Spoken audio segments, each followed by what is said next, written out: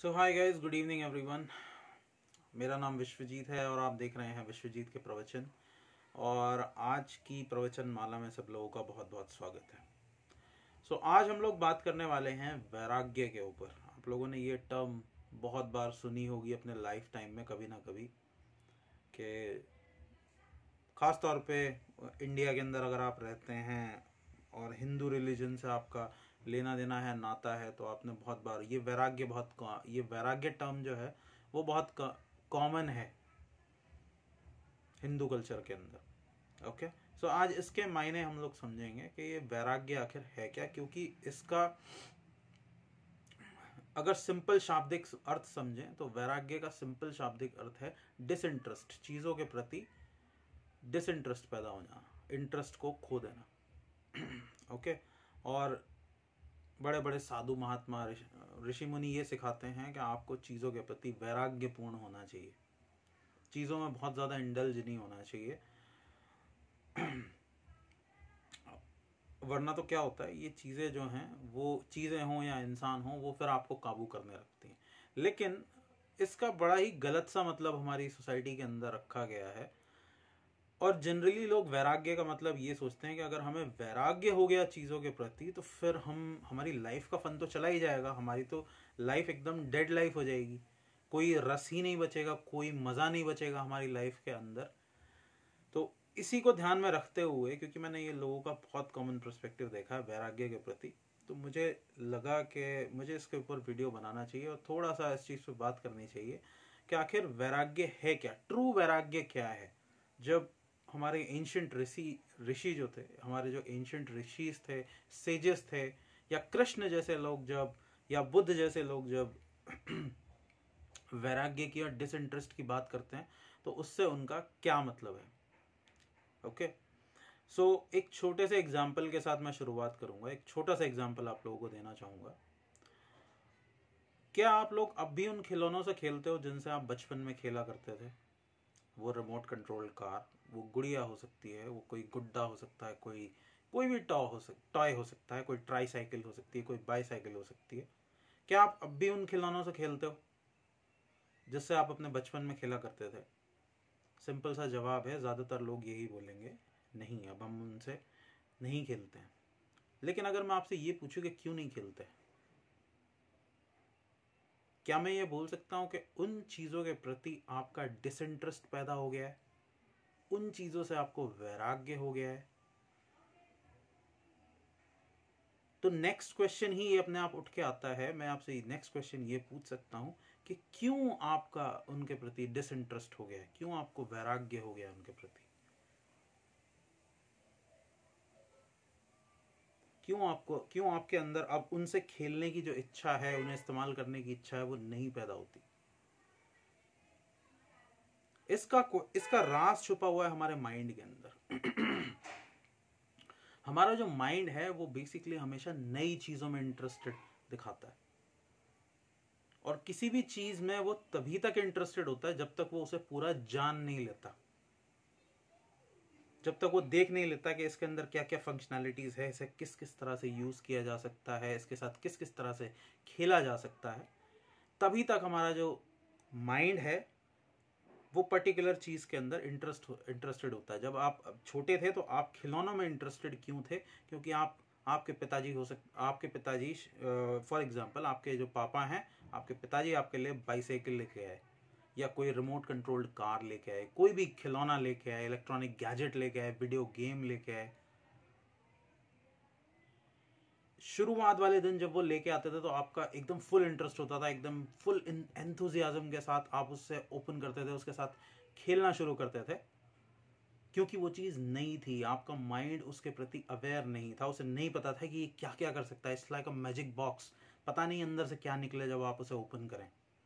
लेकिन जैसे जैसे आप उस चीज़ के साथ, उस वस्तु के साथ, उस खिलौने के साथ, उस वीडियो गेम के साथ, उस टॉय के साथ आप समय बिताने लगते हैं, तो धीरे धीरे आपका माइंड उसे जानने लगता है, और जैसे जैसे वो जानने लगता है वैसे वैसे उसे उसकी लिमिटेशंस भी समझ में आने लगती है कि ये चीज़ क्या क्या कर सकती है, ये खिलौना, ये वीडियो गेम या ये बाइसिकल क्या क्या कर सकती है, मैं किस हद तक इसे यूज़ कर सकता हूँ।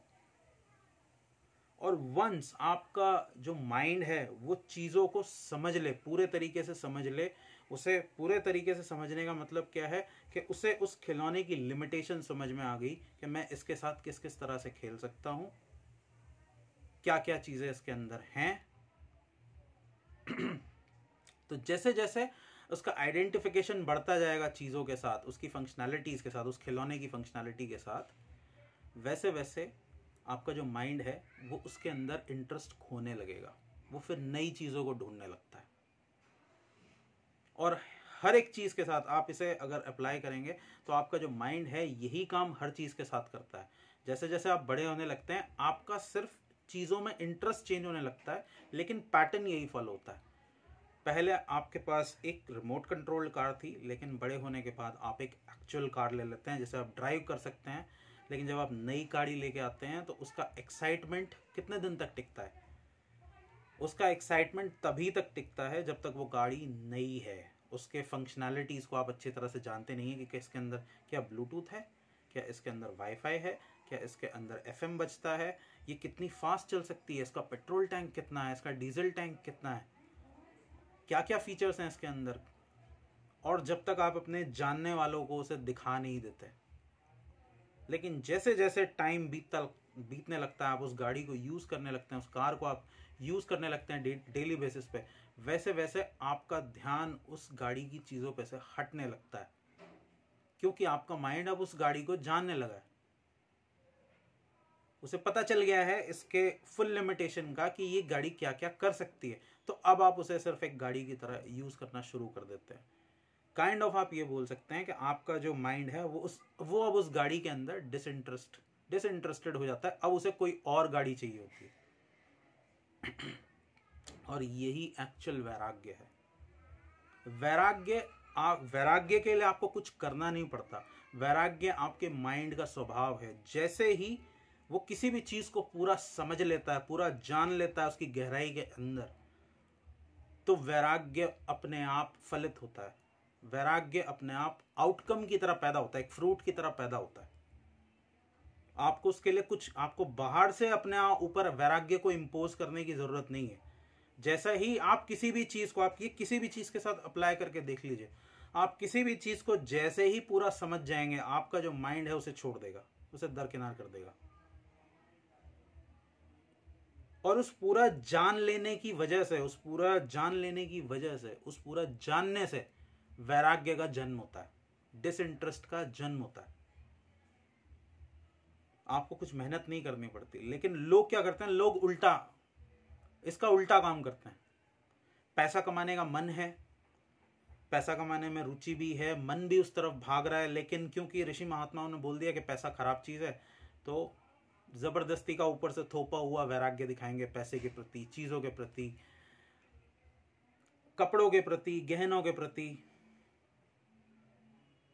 आपको वैराग्य को ऊपर से थोपने की जरूरत नहीं है।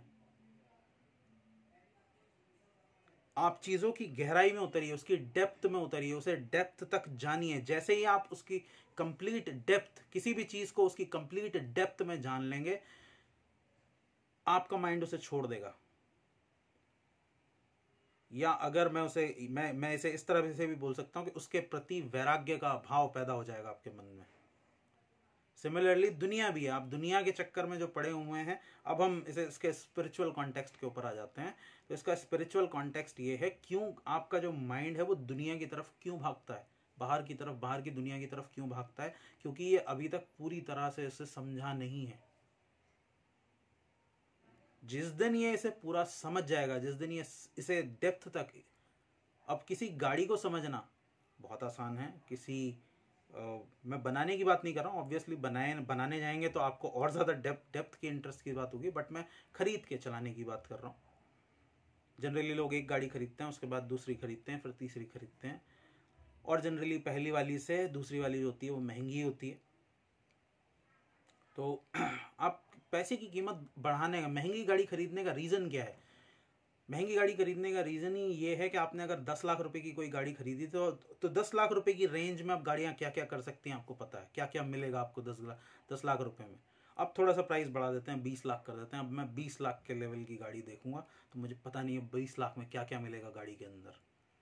हो सकता है ऑटोमेटिक गियर सिस्टम मिल जाए, ओके, अच्छा सस्पेंशन सिस्टम मिल जाए, लेकिन उसके साथ भी कहानी यही है, आप हफ्ता 10 दिन महीना 2 महीना में सब कुछ जान जाएंगे उस गाड़ी के बारे में, और फिर आपका इंटरेस्ट उस गाड़ी में ख़त्म हो जाएगा, आप किसी और गाड़ी के बारे में सोचने लगेंगे, किसी और घर के बारे में सोचने लगेंगे।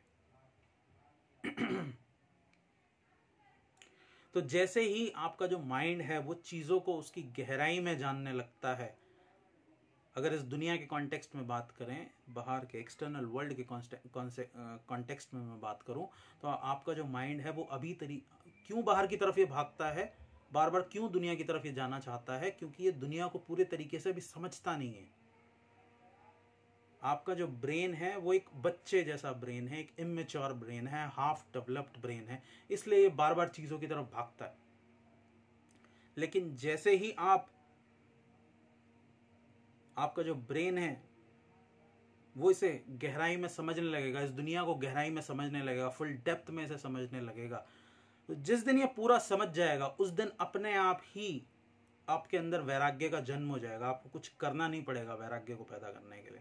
वैराग्य के लिए समझ जरूरी है, वैराग्य के लिए समझ जरूरी है, अंडरस्टैंडिंग जरूरी है। जबरदस्ती बाहर से आपको वैराग्य थोपने की जरूरत नहीं है अपने ऊपर। अगर आपने अंडरस्टैंडिंग को पैदा कर लिया, अंडरस्टैंडिंग को जन्मा लिया, तो वैराग्य अपने आप जन्म ले लेगा आपके अंदर, और यही है वैराग्य का राज। तो अगर आपसे कोई भी जबरदस्ती ये कहता है कि आप चीज़ों को छोड़ दीजिए, तो आपको छोड़ने की ज़रूरत नहीं है, सिर्फ आपको चीज़ों को समझने की ज़रूरत है डेप्थ के अंदर। तब आप पाएंगे कि आपका जो माइंड है वो अपने आप शांत हो गया, अपने आप उसने उस चीज़ के पीछे भागना बंद कर दिया। ओके, तो जब भी आपको कभी डाउट हो, ये बचपन वाली जो बात है वो हमेशा याद रख लेना कि बचपन में आपका जो माइंड है वो क्यों, अब आप अपने बचपन के खिलौनों के साथ क्यों नहीं खेलते, क्योंकि आप उन्हें पूरी तरह से जानते हैं, तो ऑटोमेटिकली उनके प्रति आपके माइंड ने एक वैराग्य उत्पन्न कर लिया है, एक डिसइंटरेस्ट पैदा कर लिया है। तो आई होप थोड़ी सी आप लोगों को इस बारे में इंसाइट मिली होगी, और कमेंट सेक्शन के अंदर मुझे लिख के बताना कि आप लोगों का क्या सोचना है। और अगर आप लोगों को वीडियो पसंद आई है तो इसे और लोगों के साथ भी शेयर कीजिए। मैं चलता हूँ, मैं मिलूंगा आप लोगों से अगले वीडियो में। तब तक के लिए thank you so much for watching and I will see you next time.